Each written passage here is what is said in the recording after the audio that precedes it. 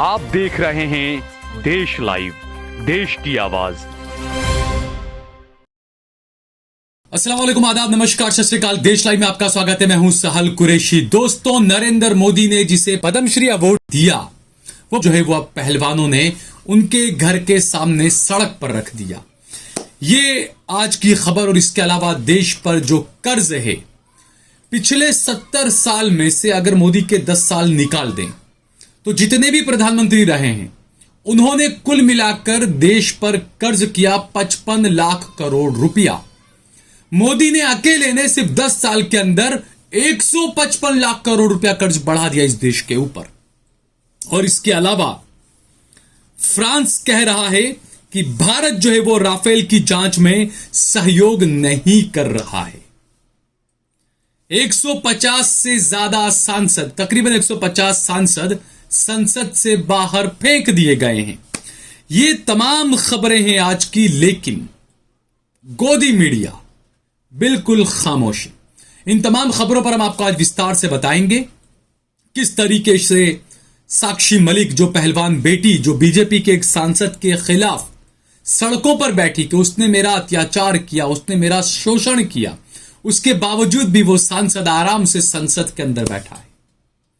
बजरंग पुनिया, जो हमारे पहलवान हैं जिसने देश के लिए मेडल जीते, उन्होंने जो है वो आज नाइंसाफी को लेकर दिल्ली के अंदर प्रधानमंत्री के घर के बाहर जाकर सड़क के ऊपर अपना पद्म भूषण अवार्ड रख दिया और यह कहा कि ऐसे सम्मान लेने से बेहतर है मैं अपना अपमान बर्दाश्त कर लूं। कि आप सम्मान देते हैं, आप उनको साथ में कहते हैं साक्षी तू तो मेरी बेटी है, बजरंग तू तो मेरा बेटा है। जब अवार्ड जीत कर आए, ये लोग अवार्ड जीत कर आए, तो मोदी जी ने काफी वीडियो वायरल करवाए इनके साथ में बात करते हुए। लेकिन उसके बाद से लगातार ये पहलवान बेटियां और ये पहलवान भाई बाहर बैठे रहे। उनके घर के बाहर भी मोदी जी के, जंतर मंतर पर भी बैठे रहे, लगातार वो प्रदर्शन करते रहे। और आखिरकार आज जो है वो परेशान होकर साक्षी मलिक ने यह ऐलान कर दिया कि मैं जो है वो आइंदा कुश्ती नहीं खेलूंगी, मैं पहलवानी से संन्यास लेती हूं। इसके बारे में अब बेटी बचाओ बेटी पढ़ाओ वाले प्रधानमंत्री क्या कहेंगे? क्या उनकी तरफ से कोई ट्वीट आएगा? साक्षी मलिक को जरूर सुनिए। और एक बात और कहना चाहूंगी कि लड़ाई लड़ी, पूरे दिल से लड़ी, लेकिन अगर प्रेसिडेंट बृजभूषण जैसे आदमी जैसा ही रहता है, उसका बिल्कुल सहयोगी है, उसका बिजनेस पार्टनर है, वो अगर इस फेडरेशन में रहेगा तो मैं अपनी कुश्ती को त्यागती हूं और मैं आज के बाद कभी भी आपको वहां नहीं दिखूंगा। तो बस सभी देशवासियों को धन्यवाद जिन्होंने आज तक इतना मेरा सपोर्ट किया और मुझे इस मुकाम तक पहुंचाया। बजरंग और निलेश, क्या आप लोग भी कुश्ती खेलेंगे या आप भी साक्षी की तरह उदी के? तो ये देखिए, ये इस देश की विडंबना कि एक तरफ प्रधानमंत्री दावे करते हैं बेटी बचाओ बेटी पढ़ाओ के, और दूसरी तरफ एक पहलवान बेटी जिसने देश को गौरवान्वित किया विदेश की धरती पर जाकर, उस बेटी ने आज रोते हुए कुश्ती को अलविदा कह दिया, सिर्फ इसलिए कि उस बेटी को इंसाफ नहीं मिला। जो जगदीप धनखड़, उपराष्ट्रपति, राज्यसभा के सभापति, ये कह रहे थे कि मैं किसान का बेटा हूं, मैं जाट हूं। सांसदों ने मेरा और किसानों का और जाट का अपमान किया है। आपने मेरा नहीं, जाटों का और किसानों का अपमान किया है। साक्षी मलिक ने आज उपराष्ट्रपति को भी उनकी औकात दिखा दी है कि आप जाटों की बात करते हैं, आपके रहते हुए, उपराष्ट्रपति रहते हुए जाट बेटियों को इंसाफ नहीं मिला। ये वही जाट उपराष्ट्रपति हैं जो कुछ दिन पहले बोल रहे थे कि पिछली सदी के जो महापुरुष थे वो महात्मा गांधी थे और इस सदी के जो महापुरुष, जो युग पुरुष हैं, वो नरेंद्र मोदी हैं।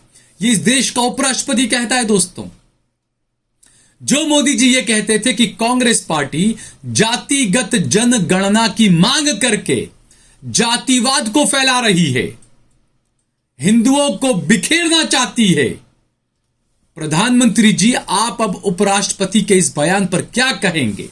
उपराष्ट्रपति के पद पर बैठा हुआ व्यक्ति जातिवाद की बात कर रहा है। वो कह रहा है कि देखिए मैं जाट हूं, जाटों का अपमान किया गया, किसानों का अपमान किया गया। जब 600 किसान शहीद हो गए सरहद पर बैठकर, तब ये जाट बेटा कहां था? और जिस तरीके से ये कार्ड खेला है कि जाटों का अपमान, ऐसे तो कल उठकर जो कांग्रेस के अध्यक्ष हैं मल्लिकार्जुन खड़गे, वो भी कह सकते हैं कि मैं तो दलित हूं, मेरा आवाज दबा दिया गया, मुझे बोलने नहीं दिया जाता संसद में, यानी कि दलितों का अपमान कर दिया गया। ये भी तो बोल सकते हैं ना। मुझे ऐसा लगता है कि शायद मणिशंकर अय्यर ने सच ही कहा था। एक मर्तबा चुनाव के अंदर प्रियंका गांधी ने कहा था कि बहुत नीच किस्म की, नीच यानी वो नीचे किस्म की राजनीति है ना, कि धरातल में जाने वाली राजनीति। लेकिन प्रियंका गांधी के इस बयान को नरेंद्र मोदी ने जाति से जोड़ दिया था कि ये नीच जाति, ऊंच नीच की बात कर रही है प्रियंका गांधी। तो ये हमेशा से नरेंद्र मोदी का दिखाया रास्ता है जो ये लोग सब अपना रहे हैं और देश की जनता को बेवकूफ बना रहे हैं, उल्लू बना रहे हैं। होता कुछ है, करते कुछ है।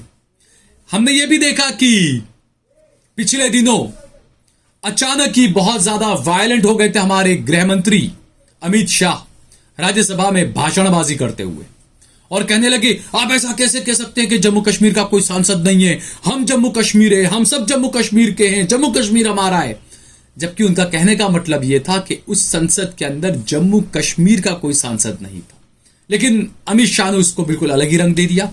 यानी कि जबरदस्ती किसी चीज को किस तरीके से बखेड़ा बनाकर देश की जनता को गुमराह कर देना, वो मोदी शाह का तो काम था ही आज तक। अब उपराष्ट्रपति भी यही काम करने लग गए। दूसरी तरफ मीडिया है जो खामोश है।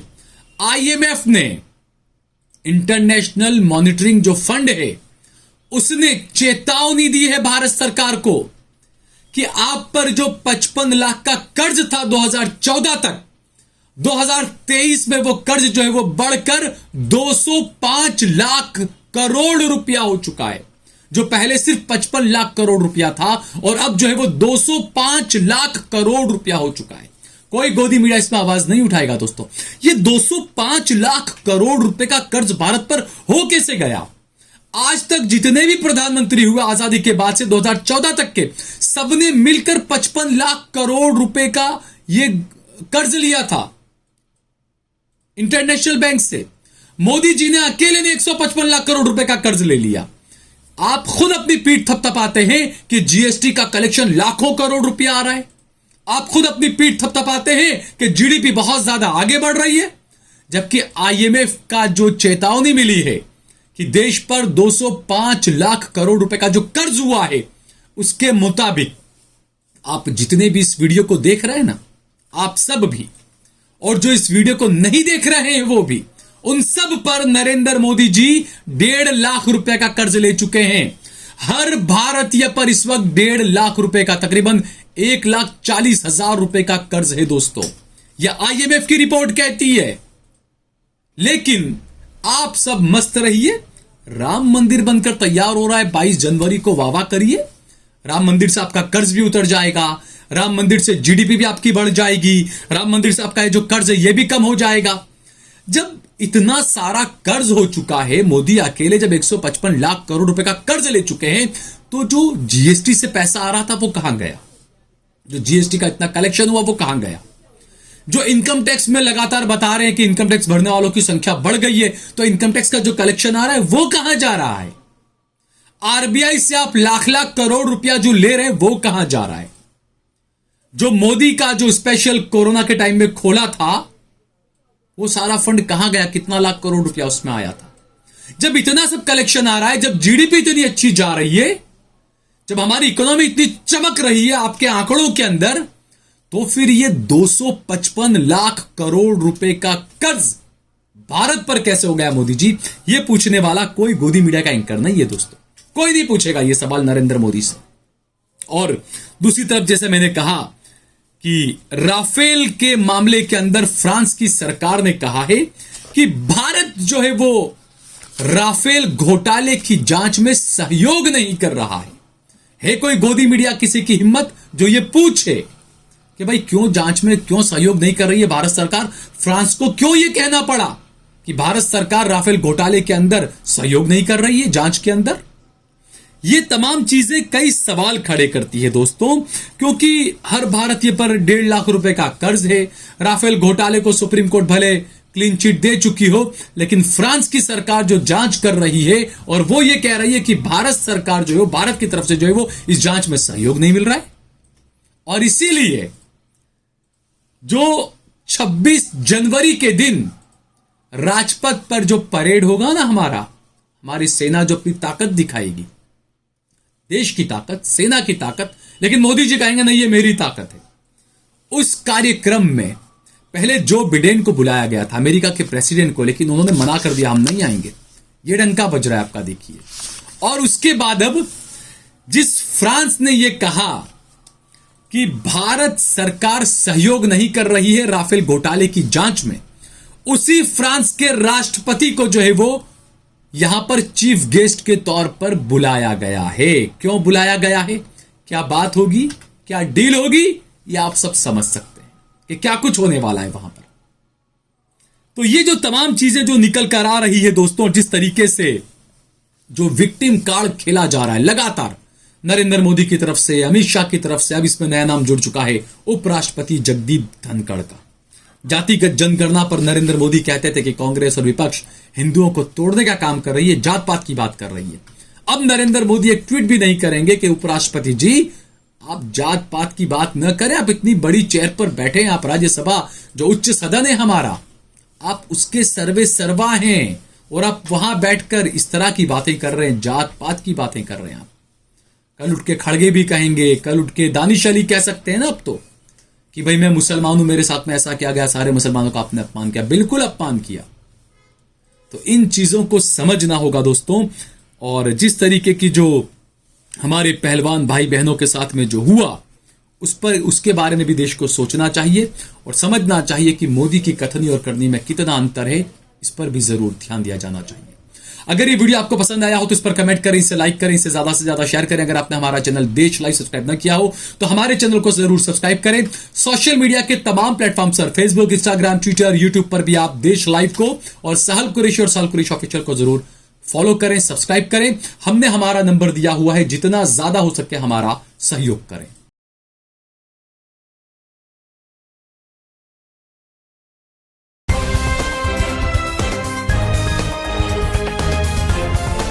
देश और दुनिया की तमाम छोटी और बड़ी खबरों के लिए हमारे चैनल को सब्सक्राइब करना न भूलें और बेल का बटन जरूर दबाएं।